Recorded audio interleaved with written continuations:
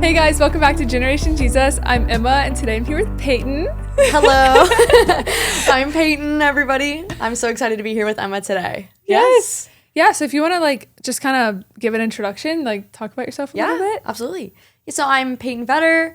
I'm from Covington, Louisiana right here. I graduated from Northlake, so I got to do some school with Emma, which was really, really sweet. My sisters are there right now with Emma's brother, Stevie, which is really fun. And so my family is super involved in Northlake with the two Jacks, and I love that. I now go to Church of the King College. I'm getting my degree through Oral Roberts University online in business administration, and I'm kind of specializing in the youth and the student ministry right now, which has been really, really fun. That's so fun. And so that's kind of my life, is just serving and working at the church. So. Oh, I love that. And just being at Northlake, I think, was it my sophomore year you graduated? Yeah, and just watching you lead the school was so just inspiring and cool, and I've learned so much through you, even though we haven't talked a ton, but I feel like I was able to learn so much and be bold just because of watching you. Yeah, I think that's so cool, and I love getting to know your sisters and I hope this will let us get to know each other more. But do you want to share what you've been doing the past few years and kind of where the Lord's been taking you? Absolutely. I love that.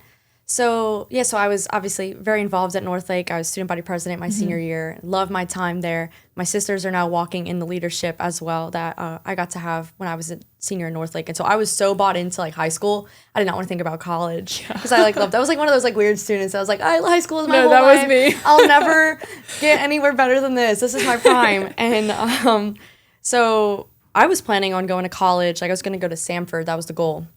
And that was the only goal. That was it. That was the only school I applied for. Doors ended up dramatically shutting April before I graduated. So it was a couple weeks before graduation, and I had no idea what to do. I was okay, so now I graduate in a couple weeks. I have no college plans. I'm about to walk across the stage as president. Peyton Vetter, student body president, has no plans for her future. And I was what am I going to do? And I had realized in that moment I had never really invited the Lord into my decision about what is coming next. I was doing so much in my own strength that year that it just felt like something else I was doing in my own strength was, what is my future going to look like? And so finally invited him into it, put on my heart to look up Christian gap year programs online, found this program called the World Race, just online. Yeah. Looked into it that night, applied the next morning. Later that afternoon, I was hey, Mom and Dad, this is what I'm doing. I'm going to be gone for the next 9 months. I'll be living in 4 different countries around the world. I can only imagine. I need to start fundraising. And they were okay, what do we do now? And so, I left in September 1st of 2024, September 1st of 2023, right after I graduated, and did some training in Georgia, and then got to live and do ministry in Guatemala, Vietnam, Cambodia, and then parts of South Africa. So I got to actually be part of 5 countries doing ministry there. And wow, that was a time. Yeah. That was incredible. Yeah. Yes. Oh my goodness. I'm sure you had many God moments and many takeaways, but what's the biggest thing you think you took away from that mission? I really think that just getting to see that many cultures and then do ministry in the way that we're bringing Jesus, the same God and the same story, but to different cultures. I thought that was the absolute coolest thing. That's so because cool. The way we were bringing Jesus to the Catholicism that was in Guatemala is going to be different than how we do Buddhism when in Asia. And then when we got to Africa, it was completely different. It was a lot of family ancestry kind of things and voodoo, all sorts of crazy just stuff that they do there. So it was just very different cultures because of the continents we were on. And so I loved being able to share the same story in a different font kind of thing. It's same sentence, different font because of how they would have to receive it. So you had to really learn what the culture was for them to receive it best. And then also just personally, really just opening my eyes to see what the rest of the world looks like. I grew up in this bubble of this spot of Louisiana and in Northlake, and you hear about the other, just what's out there in the world, but it wasn't until I really was in it and doing ministry and sometimes just in the dirt, with them, that I was wow, there is so much more to life than what I'm doing at home. There's so much more to this world than I ever thought, and there's so much more to God, because it was so cool to see that he like cares about all of these people. It's like in your head, you're Right. like, oh, he cares about me and where I'm at and I'm lucky and blessed and all these things. It's like, no, the Lord cares equally for like every single person on this planet. And I was watching people who were living in poverty and just poor conditions praise the Lord more than I was with all that I had. And that would just like convict me like crazy. You know, it's like, okay, I need to. That's crazy. I need to just be more grateful for what I do have. And then celebrate the little things, I guess. Wow. That's insane. That's actually so cool. Yeah. Like you said, like there's this like bubble. And that's kind of like for a lot of people in high school, like you're so comfortable with where you're at. I think like people often get comfortable where they're at with God and they're like, they're kind of just like, oh, I'm good. You know, like I don't need to keep pursuing. Right. But I think that's so cool that like you got to go and see how these other people were living out their life for Christ. Yeah. When you feel like you have it all and then you see it and you're like, wow, like, no, like I need to constantly be like thanking him and praising him for all that I have. That's so cool. Yeah. Wow. How has like you've been home for a while since, but how has life been after like the mission?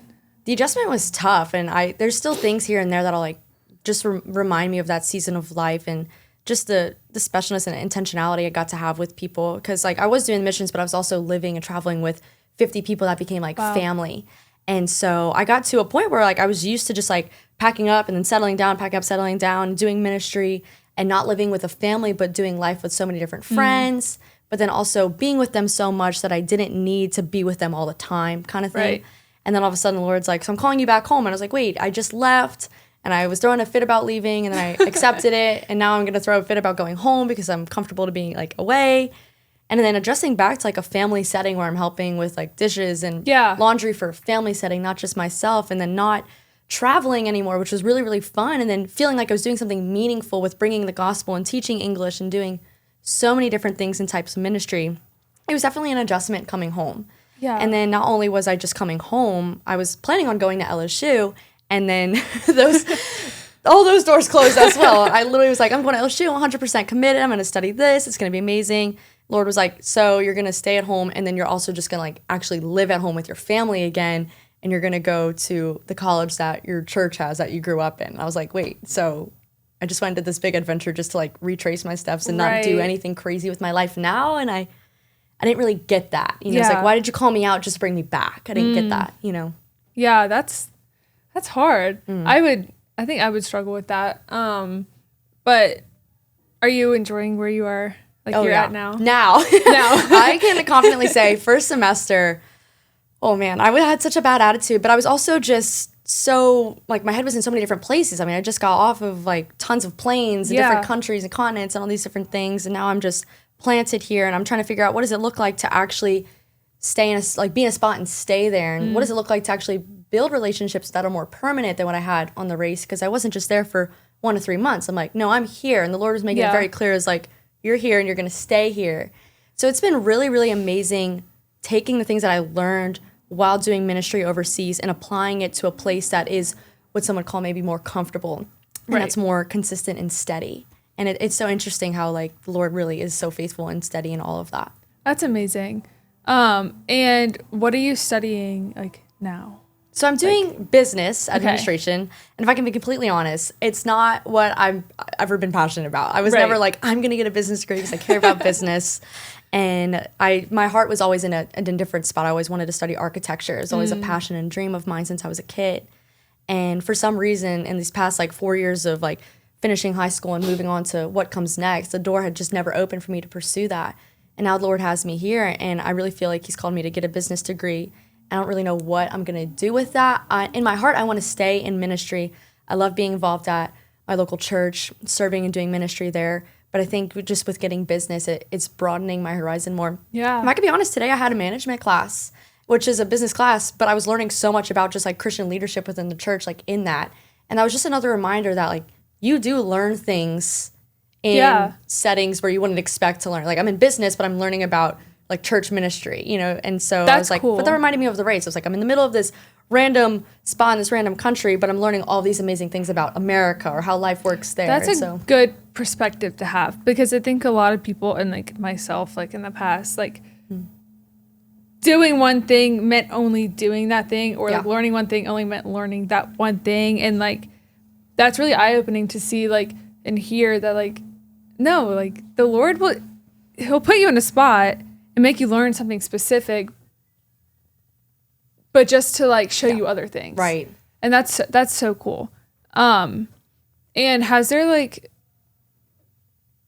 been anything like the Lord's been teaching you throughout like that whole season, or even just like now, that like, like, has there like anything, like, has anything been on your heart like recently? Yeah. So I don't know if you want to like talk about that. No, for sure. I mean, the Lord's always speaking like the most wild things to me. We're in a really sweet season right now where I feel like I'm able to receive so much from him. And I would say just a consistent pattern that's been happening within the past, I guess, 2.5, 3 years of my life is this, like, this theme of humility. Like, I go on the race. First, I was humbled in the fact that I wasn't going to college like the rest of my friends right away. Like, everybody, I'm looking on Instagram and all my friends are like getting into like sororities and moving into their dorm and all this stuff. And then here I am, and I'm like, I'm buying a backpack and a tent and I'm about to get on a plane and go live with a bunch of people I don't even know. And like, you'll definitely be able to relate to in the fact of like, everybody's getting this big thing that you're supposed to have. And like, why am I not built that way to receive that? Why did you not like let me have that, God? And it's like, why? So in that, there was a lot of humility I had to embrace. Like, okay, like I look different. I'm set apart. I'm doing something different. Then I get on the race and I'm like sleeping in a tent every night and I haven't showered in like 3 weeks. And there's a sense of humility there. It's like I'm dying to myself because it's not about me. And there was this huge just selflessness that I got to experience on the race. It was like my comforts, whatever I need, that does not matter right now, because I gave 9 months of my life to the Lord, be like, use me however you want. And he said, and you're going to die to yourself and you're going to go bring the gospel to places that it's not always at. And so I would say that season was definitely humility. And then I come home and I'm like, surely I'm going to go to LSU now. I'm going to go to this big thing at this huge SEC school. And the Lord's like, actually, you're just going to be part of this small little college that your church has. And I was like, okay, I'm just going to walk in humility. And then that's been the whole next year of my life. And then just when I get to a point where I'm like, okay, I think I've like made it past like this humility phase, like Lord's got something next. I'm reading through Proverbs right now, which will get you. It'll if you want to receive anything, read Proverbs, and the Lord is just going to be like, here's all that you need with like wisdom. And this, there's this one verse, I'm trying to remember where it was, but man, it spoke to me so clearly. Humility comes before honor. It's Proverbs 18:12. And I read that just a couple weeks ago, and I was like, okay, humility comes before honor. So in a season where the Lord isn't like, I'm humbling you right now, I'm still choosing to walk in humility. It's like, okay, if I continue to walk in that, I will see like the Lord's favor on my life. And I'm not kidding. Like, I've literally walked through so many days with like, okay, Lord, humility comes before honor right now. And in walking in situations in like with humility, I've gotten so honored in that in return. And it's been a really, really cool thing to see. That's so cool. Like, it's the Bible, and like it speaks to you, you know, like I don't know, that's just so cool. And that's just inspiring. Proverbs is so good. Oh, it's so good. So I'm it's like so in good. Proverbs it's like sometimes right now. like I don't even want to read anything else, because like it's so, there's just so much wisdom and there's so much to learn and know, and it can teach you so much. Yeah. Like so much.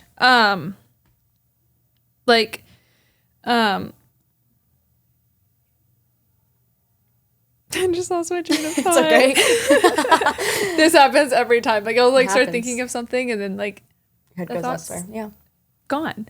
I will ask you, is there like any piece of advice that you've been given in the past by somebody, or is there a piece of advice that you would want your younger self like to have, or like a few years ago? Like, what's a piece of advice that like you kind of like live by, you know? Yeah, no, for sure. I've got something. I would say it's something that I would definitely have told like my younger self, or even just like 2 years ago self, you know. It's something that's so prominent in ministry, is like with the theme of just humility, is like just live a life of selflessness, like always prefer others. And then something else I had like really spoke to me when I was writing like humility comes before honor, is when you exalt yourself, you will be humbled. Like, you will get humbled if you exalt yourself, but you humble yourself, you will be exalted. And I read that in Matthew 23. And I was like, okay, like if I just humble myself, like the same thing with the honor, like I will be honored, I will be exalted. And so in anything, in every situation, like find ways to like to humble yourself, to remind yourself like it's not about me. This life is not about me. And I got so trapped into that mindset, I think in high school. It was like, oh, me, and I have this and I have that and I'm winning this and all these things and whatever. And then I get thrown into this, you know, different country and I'm like, holy cow, there's so much more to life than just about me, you know? And I learned how to really just prefer others. Like I will die to self, like I said earlier, to prefer you and to serve you. And now that I'm home just doing ministry with high school and junior high students and the youth at our church, it's like, how do I consistently find ways to die to myself, to humble myself, not exalt myself so that I can serve them, prefer them, and give them an amazing like high school experience, help them figure out what it looks like to walk with the Lord and have consistency and intimacy with God. That's amazing. And I think that's something that's so needed too, especially because like you're still young, you know, like, and I think, and I've learned that especially high schoolers want to hear from people just a little older than them, you know? Like, yes, like the pastor can get up there and like speak and can give an amazing word, but I think there's something so cool about hearing from people your own age or a little older than you, because they're like, oh, that could be me. That could be me. You know, and I think that's so cool that you get to do that with these high schoolers, that like you're just a few years out of high school, but like they could be like, oh, that could be me. Like I could have that relationship with the Lord. Like it's not impossible. You know, like you don't have to be this crazy, you know, like you don't have to be some perfect like person, you know, like like it's just, it's cool to see that there's young people leading young people. And I think that was like a big thing for like me for like this podcast, was like I wanted people to come on here and just speak about their experiences, just to make it seem a little less like hard and impossible for people who struggle with that, you know? Yeah. And I think that's so cool that you get to do that. Yeah. I love it. That's awesome. Yeah, like I don't know, like I keep saying it, but I think it's so cool that you just got to go on this mission. Like that's just something that like you don't really think of, and the fact that like you got to go, and I got to like, I was so inspired like watching kind of like from behind the scenes and just seeing what you're doing, and I think it's so cool. Well, thank you. You're welcome. Yeah. It's cool. So now I'm in a spot where I'm watching a lot of the people that I traveled with during my year on the race. They are now going back as leaders. Wow. And so doing the whole 9 months again, or a couple they're leading a semester's trip. So I get to do it all again, go see different countries, do ministry in other places. And I get the text and I'm like, oh, yay, good for them. But like there's times deep in my heart, I'm like, I would love to do that. Like I'd love to be able to just pack up my life again, have the freedom to do that, and just go and serve elsewhere again. But I just know that's like, the Lord had grace for that in that season of my life 2 years ago, but there's no grace on it right now. And so I'm just going to be obedient and staying where he's got me. And I've learned to just be really content in that. And so that was like, I guess another thing of just humility. Like I'm watching my friends get to go back out, and I'm like, okay, why do you have me just home again? You can have that perspective. Like I'm just home. I'm not doing anything crazy or big or anything like them because I'm just home. But then as of recent, like I've seen the Lord move in extreme ways, you know, like with Northlake, just in my family, there's been so many different things that the Lord's been moving like crazy in. And I would not have gotten to witness that if I was disobedient and left. Right. But now I'm home, and he's like, now I'm letting you see all of the stuff that's happening here. And so be grateful that this is where you're at, because if you weren't here, you'd be missing out on all of the things that I'm doing where crazy. You're from. So it's like, be faithful where you're at, because I will bring fruit in that faithfulness there. And you don't have to be in some crazy place to make a big impact. Right. Like you really don't. Like you could, and you don't have to make a big impact. Like being, like you said, obedient and walking faithfully, like you will see the fruits of that, you know? And as long as you're obedient and you're doing what the Lord tells you to, whether that's walking away from people, from certain people, or walking into situations where you're like, I have no idea who's here. I don't know any of these people, but I'm being obedient and I'm going to walk in. Like you never know how the Lord can use you. And I think that's really cool. Like, and you said like, die to yourself. Like, I'm going to die to myself today. Like, use me how you want me to be today, you know? Like, I think there's something so cool about that. And special. But I like to think about this a lot, and like for myself, but is there anyone like in your past that has made like a big impact on like where you're at today? Or just on a small part of your life? Yeah. Because I was thinking about that the other day, like who is somebody in my life that's like made a big impact? I mean, there's multiple people, but like who is someone that like you could say that like has like impacted your life or has influenced you in a way that like you won't forget, you know? Yeah. Man, there's so many people. And like honestly, I love that that's a hard question to answer, because that shows just like how good God's been to me and giving me so many people that have like really helped me become who I am today.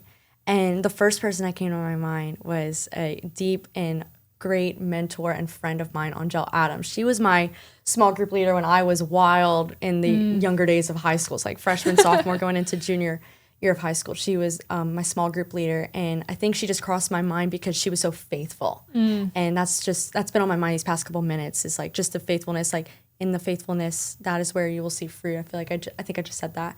And yeah, she was somebody who was just really faithful in the ministry that was like really tough, and we're like bouncing off the walls. I was like 15, you know, and I was wild, and I was always eating cookies and popcorn or whatever, but she stuck with me and like our group. And now I look at where all of us are.